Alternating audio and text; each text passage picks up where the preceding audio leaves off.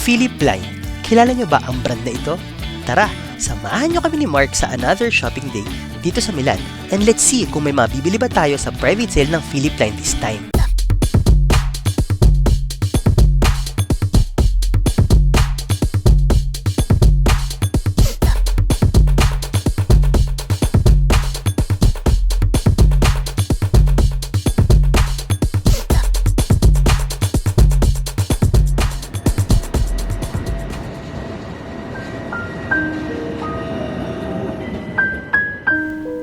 Buhay sa abroad?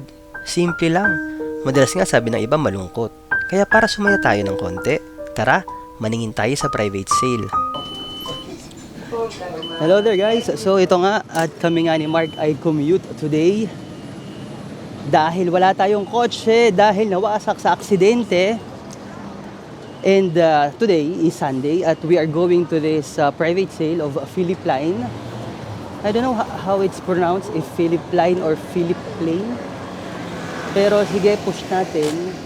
Last time kasi, ano bang nabili ko sa may nabili ba tayo last time sa Philip Line? Wala, ano?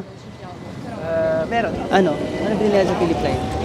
Ako, hindi ako bumili ng Philip Line na sapatos. Oh my God, like that Ferrari.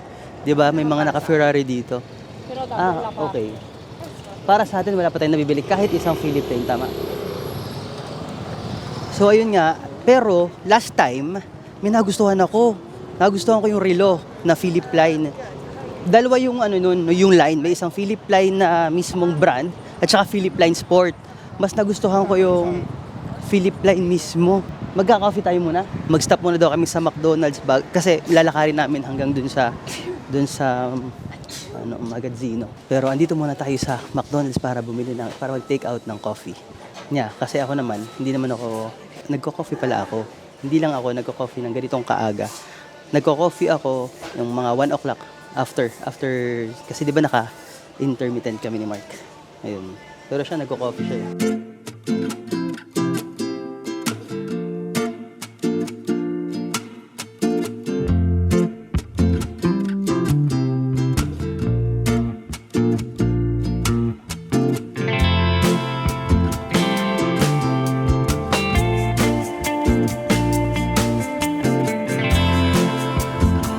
Grabe yung mga sweets ng McDo. Ang sarap ang sarap kumain ng donut tsaka ng mga brioche.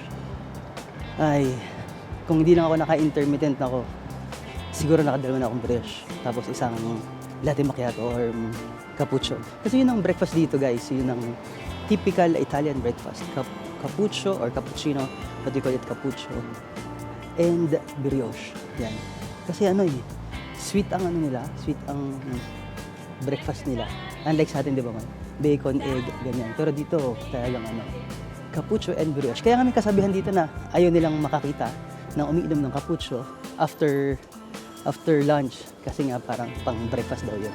Ay, malapit na tayo. So okay guys, dito ngayon kami sa Via, pero along Porta Romana. O sabihin natin ganun, along Porta Romana.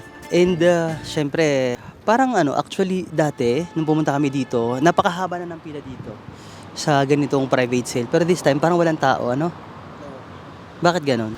Habang si Mark ay umiinom ng coffee, American coffee from McDonald's. Ang tanong ko is, pwede bang mag-video sa loob? Yun ang parang hindi ata pwede, no? So, na lang tayo. Cellphone. Tingnan natin kung makakakuha ng mga clips. Pero guys, ang totoong gusto kong dito bilhin is yun yung relo. Yun yung talagang gusto kong mabili. Kasi usually yung relo ng Philip Line nagkakahalaga yun ng 700 and up. Tapos syempre private sale to, so mura. Wish me luck na sana may makuha tayong relo.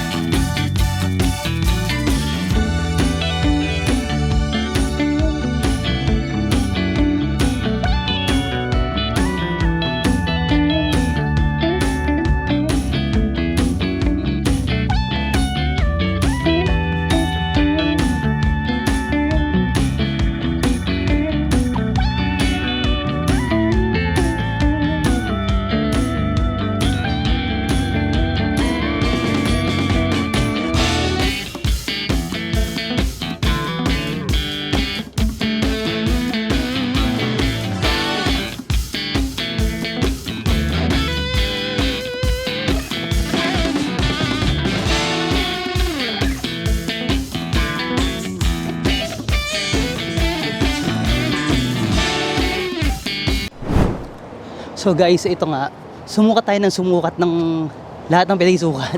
Pero wala tayong nabili. Kasi, actually, nang hinayang ako, alam niyo kung bakit? Mas tinaasan nila yung price.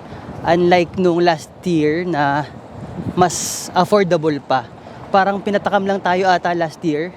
Tapos yung... Dahil kasi Bakit? siguradong, di ba nagtataasan naman na lahat ng presyo yun. Sila din, nagtaas din sila, inflation. inflation rate, pero hindi na natin afford.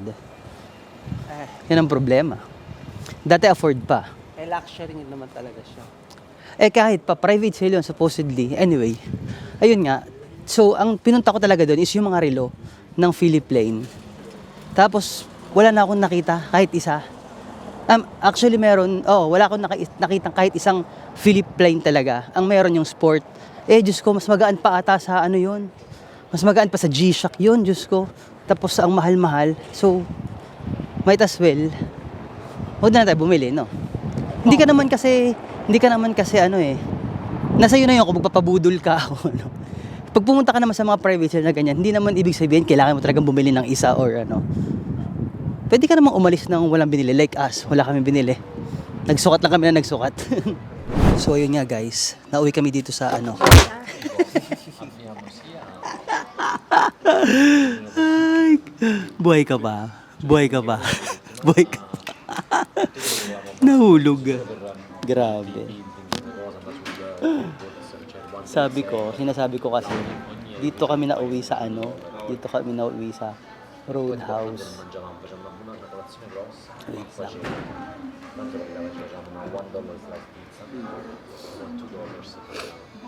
Ayan. Grabe siya. Ayan. Kaya o babagsak na naman siya? Hindi. Sana naman hindi na siya bumagsak.